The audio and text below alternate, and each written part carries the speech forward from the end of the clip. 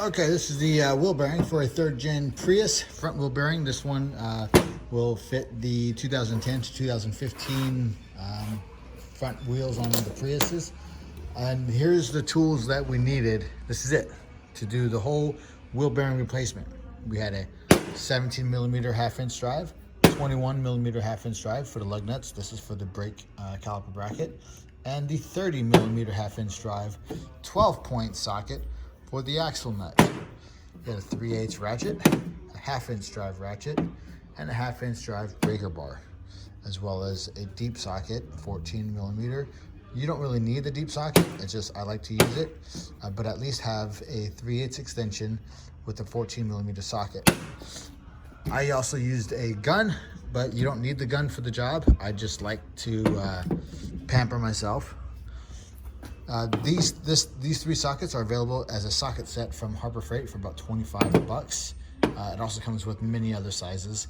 This is a Harbor Freight ratchet, Pittsburgh, $29. Harbor Freight, let's see here. Harbor Freight half-inch drive. It's about $34. Breaker bar, 20 bucks. This is part of a the ratchet, the extension's part of like a $10 set. Socket's part of a $10 set. And the deep socket is also part of a $10 set. But like I said, you don't really need this one to do the job.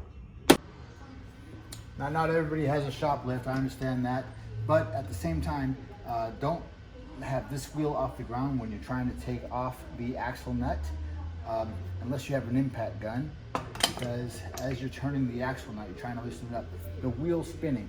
But if the other wheel is on the ground and this wheel is free spinning, then you're putting all the torque on the axle and on the transmission. So do it while it's on the ground.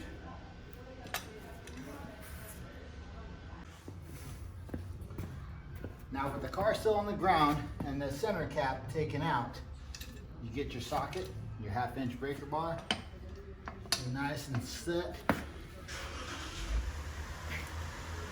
You just turn it a good quarter turn to get it loose. Use a 21 millimeter socket. Done. Of course, you can do this with a ratchet or a breaker bar.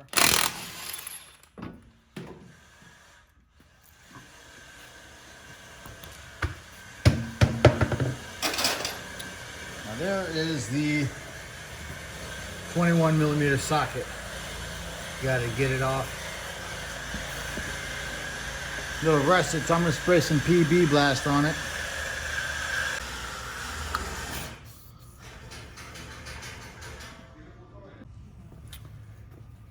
This bolt right here and that bolt right there, both 14 millimeters. We're gonna take those off now.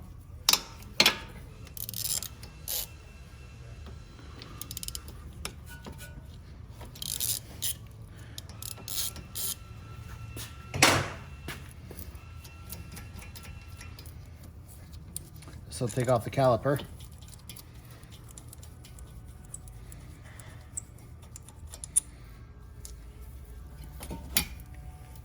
Just lay it down on top of the tie rod so it's not hanging on the brake line. These bolts just place back in there so you don't lose them.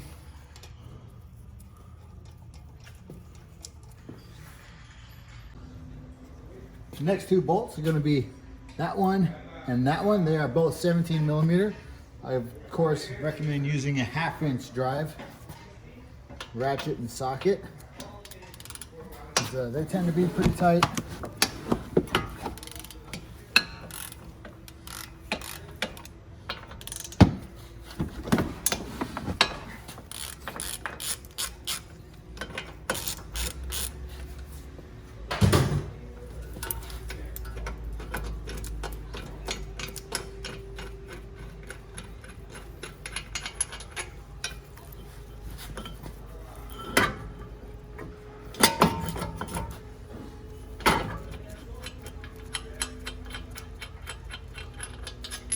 Once you get the caliper bracket off, you can remove the rotor.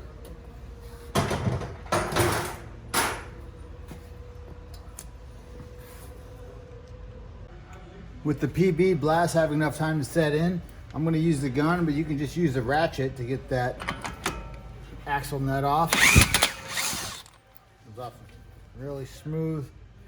Make sure these are nice and clean when you're doing it. Try not to do any hammering on this, of course. Okay, now we have the 14mm bolts that hold the wheel bearing in. You have one there, 2 on the opposite end. I'm going to use a long-handled flex head ratchet, a 3-inch extension, and a short 14mm socket. I'm going to get it on. Notice how it's at an angle right now, so I don't want to start turning it yet because it's just going to strip. So what I'll do is I'll push the axle in with my thumb. That allows it to fall straight. And just, these are actually pretty loose, apparently. Get that one out of the way, and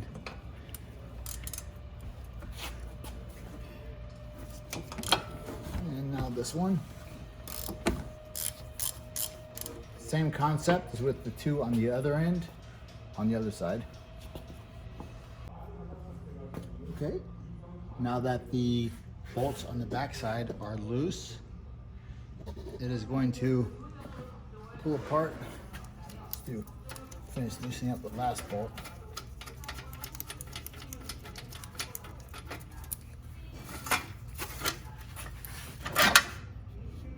Don't forget the orientation of this. Actually, you can leave the bolts in and keep that in place. Then this is the, let's see here. This is the wheel bearing right here. Those are the 4 bolts. It will only go in one direction because it's not really symmetrical. A little bit of PB blast. You can use WD-40 or just some regular grease. Grease is probably best. I just don't have any grease right now. Right there. I'm going to take the new wheel bearing right here, brand new. This one's actually from AutoZone. Still has a lifetime warranty. The 2 bolts that are closer together will correspond with these 2 bolts that are closer together. I'm going to line up the splines and line up the bolts. Get a couple started.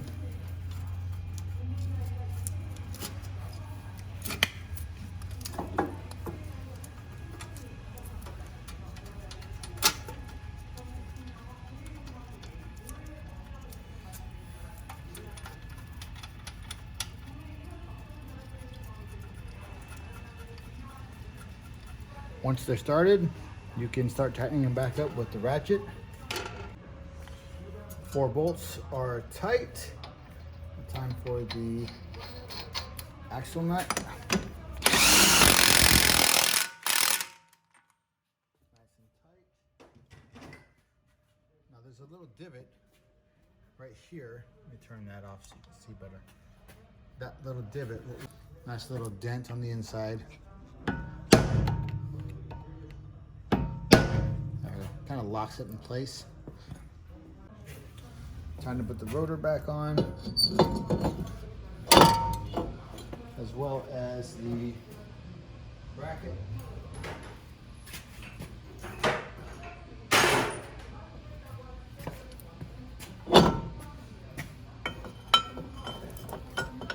That.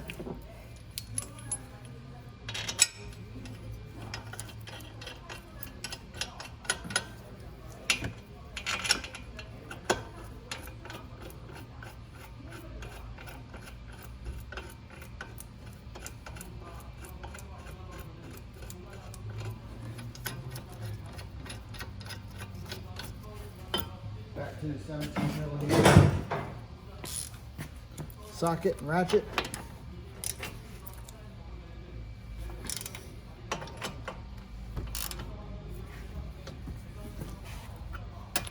Get a little better angle. There we go. Now we didn't get new brake pads because the store didn't have them in stock, but these ones are still about half-life. But normally, you'd want to change the brake pads since they're coming off anyways, but just wanted to make the video.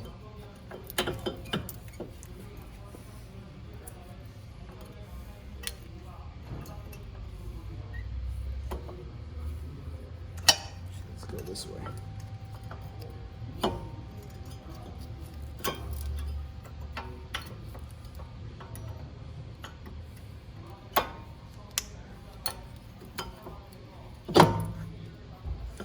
And time for the caliper. Now this caliper, I didn't really squeeze it in yet, but these ones are pretty weak. Just do a little bit by your hand, like that.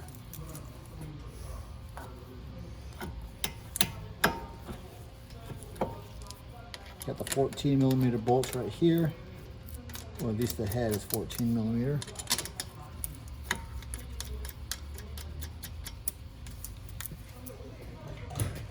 Back through the ratchet.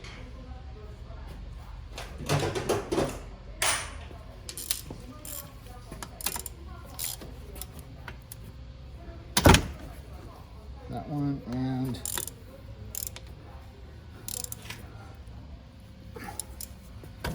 there we go. Next is the wheel.